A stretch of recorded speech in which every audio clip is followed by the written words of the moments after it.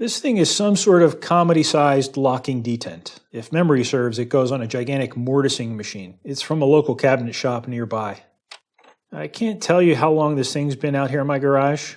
Scratch that, I can tell you. You know when someone asks if you can help them out, lend a hand, and for some unknown reason you say yes, but you clarify that it's not a problem as long as they aren't in any rush. That, might take some time. And they're totally cool with it. It's a spare anyway. Do it whenever you want. But then maybe a little time goes by. Not that much, but a little. And you start getting those strange, resentful looks from Harold when you run into him around town. I've had this about that long. Originally, I signed on to weld this. It is aluminum. I have no idea how it broke. I mean, it's a detent. Or I was told it's a detent anyway. The body really shouldn't ever be loaded in a way that could cause a break like this. My educated guess is someone backed up into it with a forklift or a pallet jack or something. Maybe they climbed up onto it trying to reach something. Only you know the truth, Harold. On closer inspection, and by that I mean this morning when I actually took it out of the bag, I noticed it's cast aluminum. Now, when it comes to welding cast aluminum of unknown origin, I don't know, it can be a bit of a gamble. There are non-weldable alloys that become very brittle, if you try to weld them, I mean. I don't really know what grade this is,